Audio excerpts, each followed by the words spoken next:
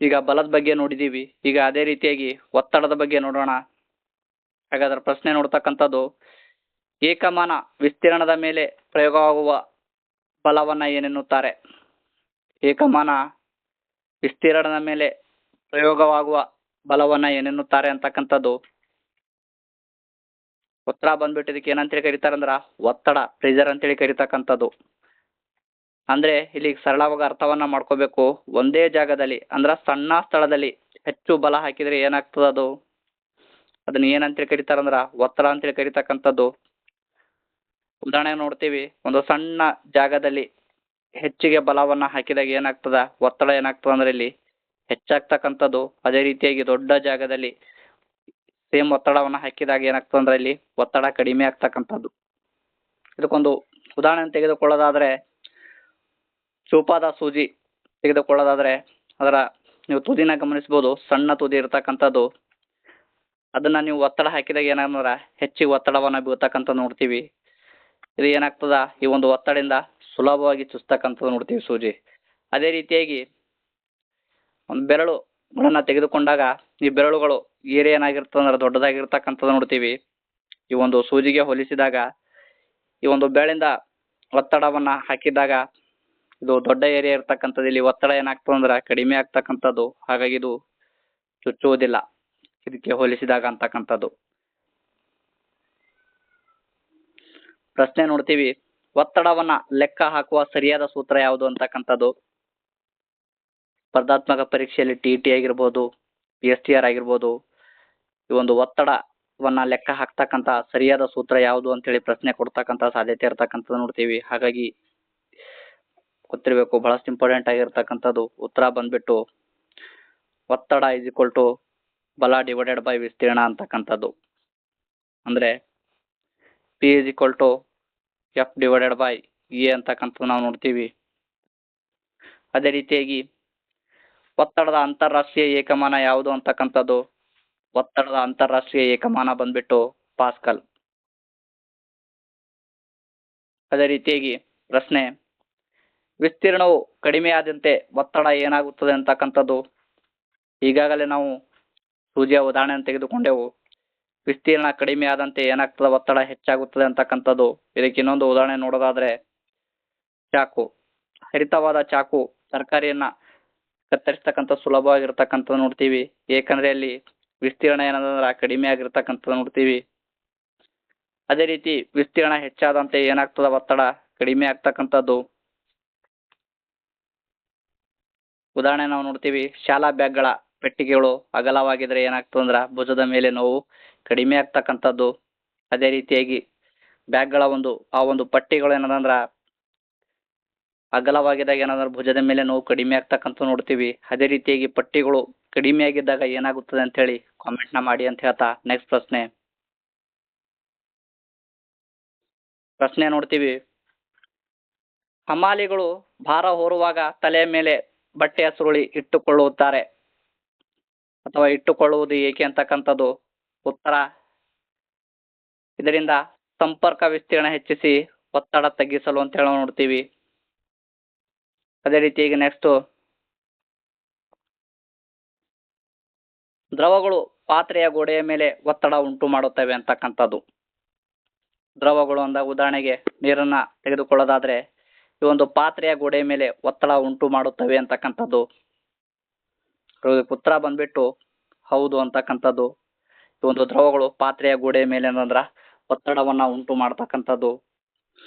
ಉದಾಹರಣೆಗೆ ತೆಗೆದುಕೊಳ್ಳೋದಾದ್ರೆ ಬಕೆಟ್ನ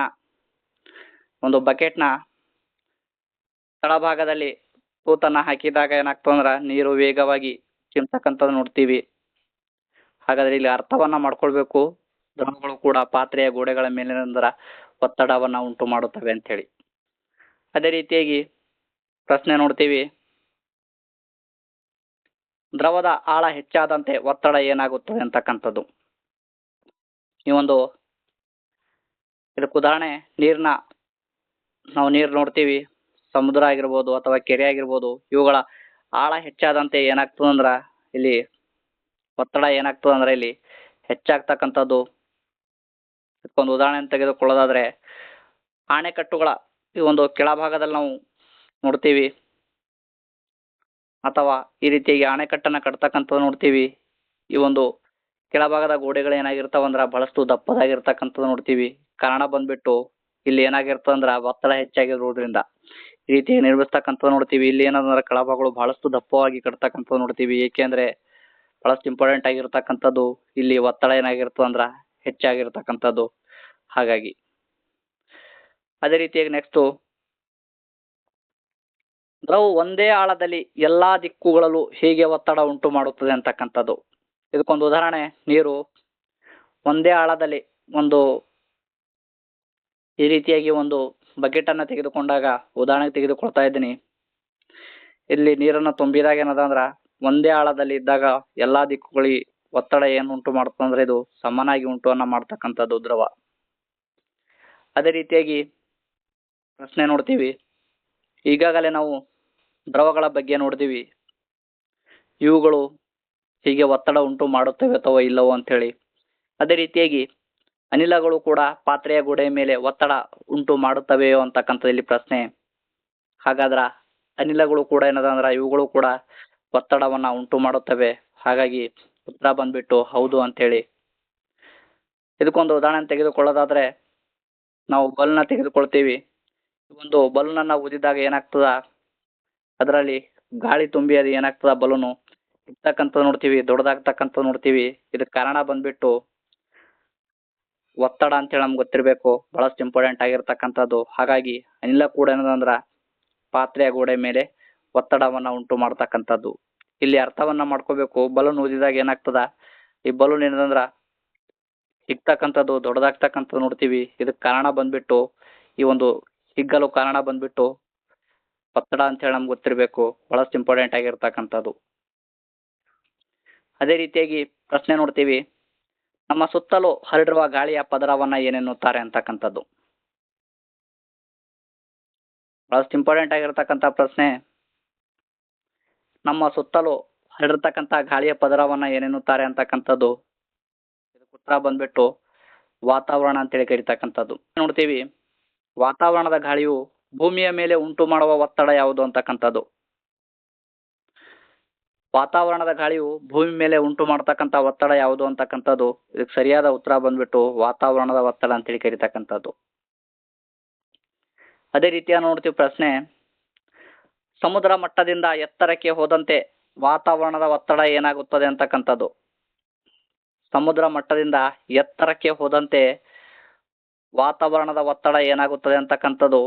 ಇಲ್ಲಿ ವಾತಾವರಣದ ಒತ್ತಡ ಏನಾಗ್ತದೆ ಅಂದ್ರ ಇದಕ್ಕೆ ಉತ್ತರ ಬಂದ್ಬಿಟ್ಟು ಕಡಿಮೆ ಆಗುತ್ತದೆ ಅಂತಕ್ಕಂಥದ್ದು. ಅದೇ ರೀತಿಯ ನೋಡ್ತೀವಿ, ರಬ್ಬರ್ ಶಕ್ಕರ್ ಇದು ಗೋಡೆನ ಅಂಟಿಕೊಳ್ಳಲು ಕಾರಣವೇನು ಅಂತಕ್ಕಂಥದ್ದು. ಇದಕ್ಕೆ ಉತ್ತರ ಬಂದ್ಬಿಟ್ಟು ವಾತಾವರಣದ ಒತ್ತಡ. ಹಾಗಾದ್ರ ಈ ಒಂದು ಕಾನ್ಸೆಪ್ಟ್ ನಿಮಗೆ ಅರ್ಥ ಆಗಿದ್ರೆ, ಉದಾಹರಣೆಯಲ್ಲಿ ಈ ಒಂದು ರಬ್ಬರ್ ಶಕ್ಕರ್ ಯಾವ ರೀತಿಯಾಗಿ ಗೋಡೆಗೆ ಅಂಟಿಕೊಳ್ಳುತ್ತದೆ, ಇದಕ್ಕೆ ಕಾರಣವನ್ನ ವಾತಾವರಣ ಒತ್ತಡ ಅಂತ ಹೇಳಿ ನೋಡಿದ್ವಿ. ಹೇಗೆ ಅಂತ ಹೇಳಿ ಕಾಮೆಂಟ್ನ ಮಾಡಿ ತಿಳಿಸಿ ಅಂತ ಹೇಳ್ತಾ, ನೆಕ್ಸ್ಟ್ ಅದೇ ರೀತಿಯ ನೋಡ್ತೀವಿ ಪ್ರಶ್ನೆ, ಸ್ಟ್ರಾ ಮೂಲಕ ಜ್ಯೂಸ್ ಕುಡಿಯೋದು ಯಾವುದರ ಸಹಾಯದಿಂದ ಅಂತಕ್ಕಂಥದ್ದು.